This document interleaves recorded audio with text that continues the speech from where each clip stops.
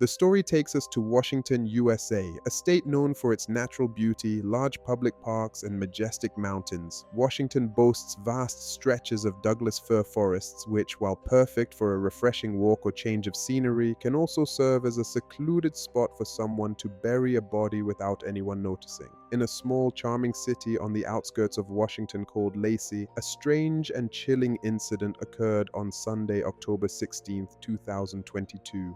Around noon, emergency services received a phone call from a smartwatch. The caller was a woman who couldn't speak, but it was unmistakably clear that she was in desperate need of help and urgently. 911, what are you reporting? Hello? Can you hear me? From that call, it felt like the woman was gagged or restrained, frantically pressing any button on her smartwatch. There were also clear sounds of banging or scuffling in the background.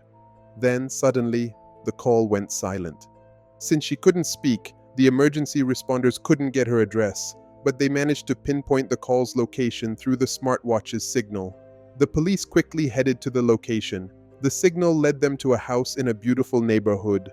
Luckily, the smartwatch was still active and the line remained open.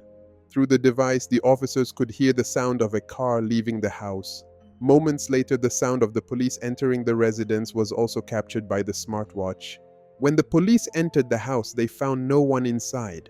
However, they noticed that the house was slightly disheveled. The front door was open and the garage door was wide open. Inside the garage, they found the smartwatch that had been used to make the emergency call lying on the floor. Shortly after the police arrived, two people showed up at the house, 20-year-old Crystal and her 11-year-old brother. They identified themselves as the children of the homeowner, Young Suk-an, a 42-year-old Korean woman. The police began questioning Crystal.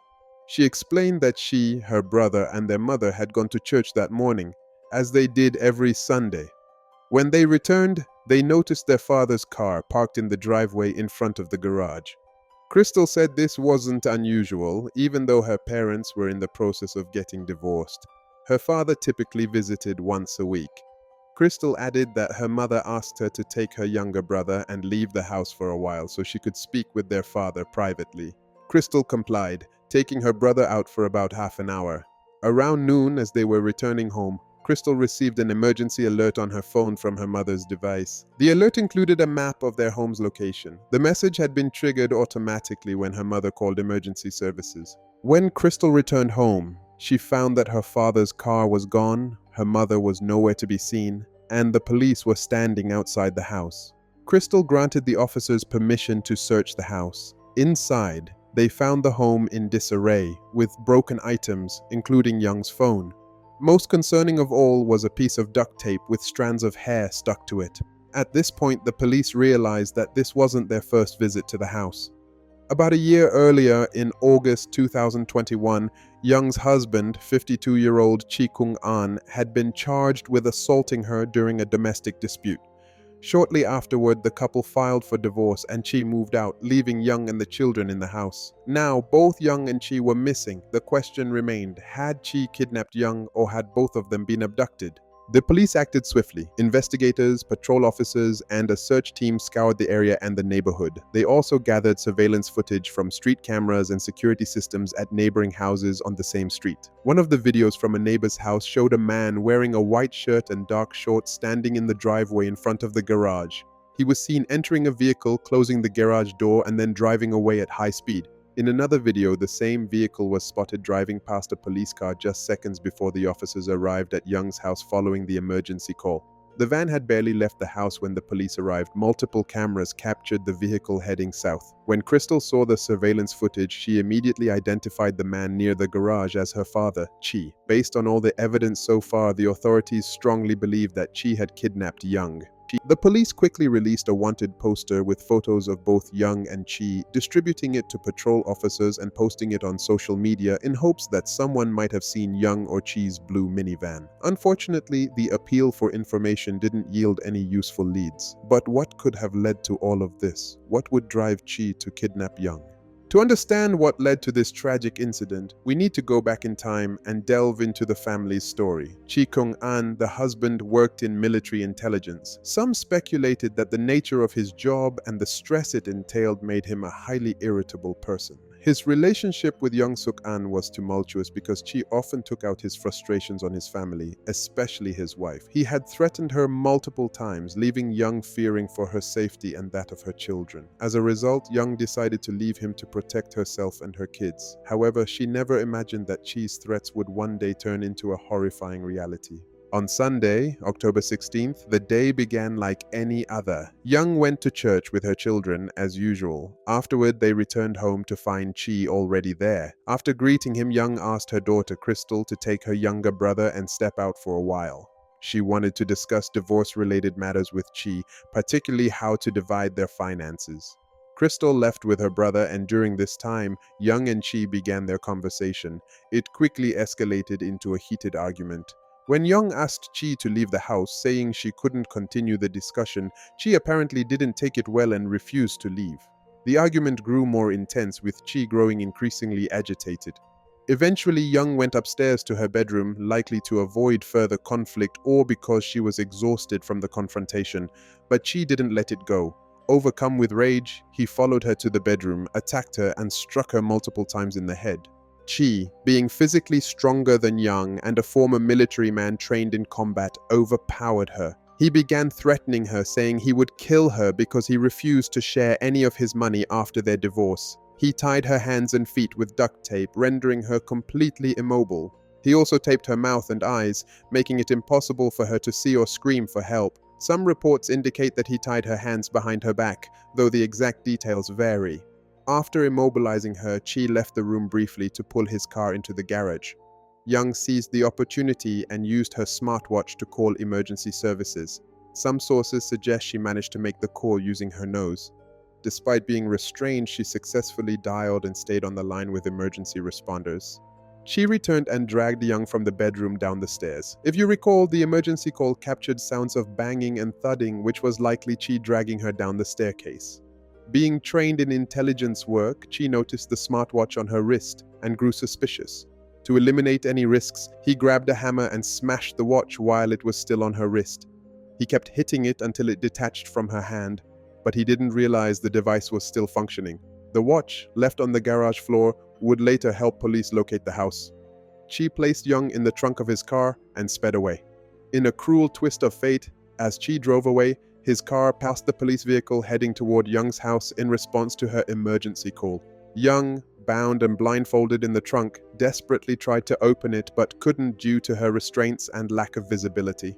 Chi drove to a remote forested area, stopped at a specific spot, and pulled Young out of the car. He laid her on the ground and returned to the vehicle to retrieve a shovel. Realizing what was happening, Young suspected he was digging her grave, and she was right.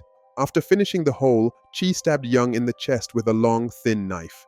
He then threw her into the grave and placed a heavy wooden plank on top of her. Despite her injuries and near suffocation, Young was miraculously still alive. Struggling to breathe, she managed to tilt her head slightly to create a small air pocket under the plank. Chi, unaware she was still alive, continued to shovel dirt over her while repeatedly saying, "You're going to die now." Chai believed that burying Young alive would ensure her death, but the shallow grave he dug was only about 19 inches, 50 centimeters deep, far from deep enough to guarantee that outcome. The weight of the wooden plank and the dirt he piled on her immobilized her, but she was still alive. For several hours, Young remained buried, struggling to breathe and thinking about how to save herself. Summoning all her strength, she managed to free her hands from the duct tape and began digging through the dirt with her bare hands. Despite her injuries and exhaustion, she pushed away the dirt, removed the wooden plank, and clawed her way out of the grave. Once free, she removed the tape from her eyes, regaining her sight. However, her relief quickly turned to terror when she realized that Chi's car was still parked near the grave. She had assumed he had left the area but was shocked to find his vehicle nearby. Frightened and desperate, Young ran as fast as she could, hoping he hadn't noticed her escape. It's likely that Chi was unaware she had emerged from the grave. Meanwhile, her family was deeply worried and the police were still searching for her throughout the area. Despite their efforts, they couldn't locate Young that night. Then, at around dawn the next morning, the police received a phone call that changed everything. A man living approximately 6 miles from the forest where Young had escaped reported a strange disturbance. He mentioned hearing noises outside and suspected that someone had entered his property. He then saw a shadowy figure moving near the small shed in his yard. The police arrived at the house with flashlights and found someone sitting in the garden. Thanks to the poster that was distributed to all patrol officers, they recognized the person as Yang Suk-in. She was in an entirely different state, covered in dirt and blood, with adhesive tape still wrapped around her neck. When Yang realized that the people approaching her were police officers, she started crying and screaming hysterically, telling them that her husband had tried to kill her and that she needed their protection.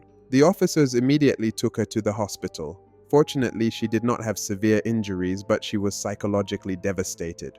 At that time, the police continued searching for Che. In fact, it didn't take them long to find him. The next morning around 7 a.m., they received a report of a car parked just a few meters from the forest. When they arrived at the location, they found Che sitting inside the car. It seemed like he was searching for Yang in the forest and was likely shocked and surprised that she wasn't in the hole he had buried her in. The police arrested him and charged him with attempted murder, threats of death, kidnapping, and assault. Interestingly, he claimed to be innocent of all the charges except for the assault, but the evidence was all against him. When the police went to the location in the forest that Yang had described, they found the hole, which was clearly still freshly dug. There were visible drag marks leading to the hole, just as Yang had described. He had dragged her from the car to the hole. Yang also said she had been tied up with adhesive tape, and this was evident when they found her because the tape was still around her neck. Additionally, the police found in her house the tape that had strands of hair on it. The preliminary hearing was scheduled for October 19, 2022. On that day, Yang was unable to attend the hearing in person, but her lawyer attended on her behalf to read her statement. In her statement, Yang said, "Please do not release Che on bail. I am very afraid for my life. I want to ensure that he doesn't try to kill me again if he is released from prison." The judge granted her request, denying Che bail, and issued an order for him to have no contact with her or any of the witnesses. Despite all of this, Che's lawyer requested a reduced sentence, arguing that Che had served in the military and suffered from mental health issues related to his service, including post-traumatic stress disorder. The lawyer emphasized his military background to explain the mental health problems. In court, Che said that if he could turn back time, he wouldn't have done what he did to Yang. However, the court took the matter very seriously, particularly considering the lasting psychological effects it would have on Yang and her children. Before the sentence was delivered, Yang stated that since that day, her life and the lives of her children had been forever changed. She broke down and shared that she would live the rest of her life haunted by the traumatic memories of the incident. She asked the judge for the maximum penalty possible.